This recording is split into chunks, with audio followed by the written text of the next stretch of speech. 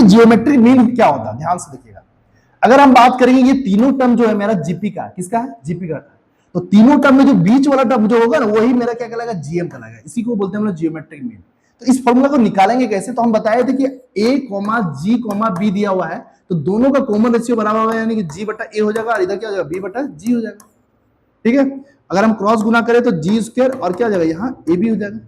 तो जी बराबर क्या हो जाएगा, root under A B plus minus root under A B. तो यही मेरा जी जो निकला यही मेरा क्या है, जीएम कहलाएगा। जीएम बराबर क्या हो गया, plus minus root under A B होगा। लेकिन इसमें तीन कंडीशन है, ठीक है।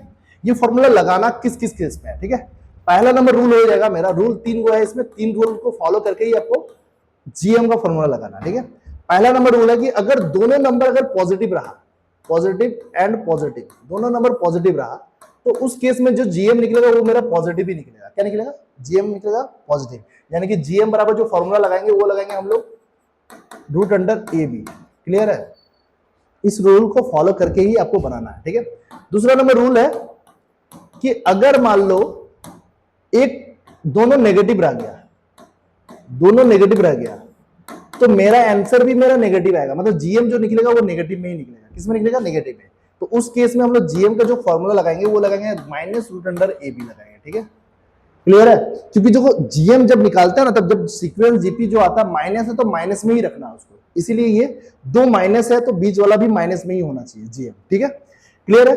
अगर हम बात करें रूल नंबर 3 का, तो रूल नंबर 3 अगर का बात करें तो एक प्लस में रहेगा और एक माइनस में रहेगा, तो इसका जीएम नहीं निकलेगा, जीएम डज नॉट एग्जिस्ट हो जाएगा। क्या जाएगा, डज नॉट एग्जिस्ट, ये एग्जिस्ट ही नहीं करेगा, ठीक है, ये नहीं निकलेगा। क्लियर है, एक प्लस में और एक माइनस हो जाएगा, क्योंकि रूट के अंदर अगर माइनस आ जाएगा तो वो इमेजिनरी नंबर कहलाता है, तो उसका जीएम नहीं निकलेगा, ठीक है। तो ये तीनों रूल को याद रखना। एक एक करके एग्जांपल ले लेते हैं सबका। देखो पहला एग्जांपल है 6 और 24, इसका जीएम निकालना। तो जीएम बराबर, हम दोनों पॉजिटिव है, दोनों पॉजिटिव, ये भी पॉजिटिव और ये भी पॉजिटिव। तो यहां पर अगर हम बात करें ए बराबर का, तो ए बराबर मेरा 6 हो जाएगा और बी बराबर कितना हो जाएगा, 24 हो जाएगा। तो जीएम बराबर जो फॉर्मूला होगा वो क्या होगा, रूट अंडर ए बी होगा, और ये प्लस में होगा फॉर्मूला। तो 6 गुना कितना जाएगा, 24। तो 6 गुना 24 कितना होता है, 6 4 24, 6 गुना 12, 12 12 2 14, यानी कि इसका जो जीएम निकलेगा वो 12 निकलेगा। कितना निकलेगा, 12। पहला का आंसर क्या हो गया मेरा, 12। अगर हम दूसरा का बात करें, दोनों नेगेटिव है, तो ए बराबर कितना यहाँ पर -9 और बी बराबर कितना -25।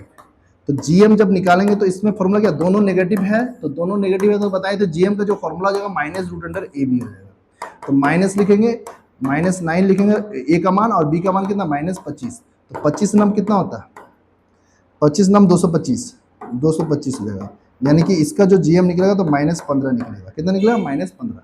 कोई दिक्कत, समझ में आ रहा। हमेशा याद रखना कि दो नेगेटिव रहेगा तो उसका जीएम जो निकलेगा वो माइनस में निकलेगा, ठीक है। 9 और 25 नम कितना होता, 225 होता, ठीक है।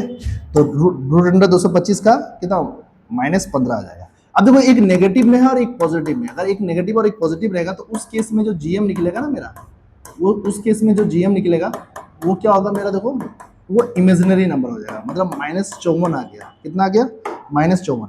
तो इस केस में मेरा जीएम नहीं निकलेगा, जीएम डज नॉट एग्जिस्ट हो जाएगा। क्योंकि जो देखो रूट के अंदर माइनस नंबर आ जाता है तो उसको हम क्या बोलते हैं, इमेजिनरी नंबर बोलते हैं। हम लोग कॉम्प्लेक्स नंबर में पढ़े थे, जीएम डज नॉट एग्जिस्ट हो जाएगा, एग्जिस्ट ही नहीं करेगा, ठीक है। कोई दिक्कत, समझ में आ रहा होगा आपको, है ना, ठीक है। तो ये था जीएम का कंसेप्ट। एक एग्जांपल और ले लिए हम, एक क्वेश्चन और ले लिया। What is the geometric mean 4 and 16, दोनों पॉजिटिव में, दोनों पॉजिटिव में, पॉजिटिव एंड पॉजिटिव, 4 भी पॉजिटिव है 16 भी पॉजिटिव है। तो गिवन ए बराबर जो दिया है मेरा, क्या दिया है, वो 4 दिया है, और बी बराबर कितना दिया, 16 दिया है। तो उस केस में जीएम बराबर जो फॉर्मूला हो जाएगा वो क्या हो जाएगा मेरा, रूट अंडर ए बी। तो 4 × 16, 4 × 16 कितना जाएगा, 64। 8 आ जाएगा, इसका कितना आ जाएगा, 8 आ जाएगा। ऑप्शन नंबर ए हो जाएगा, ठीक है। क्लियर है, उम्मीद करते हैं ये वीडियो आपको समझ में आया होगा। और क्वेश्चन तो है नहीं मेरा, यहीं तक क्वेश्चन खत्म हो गया।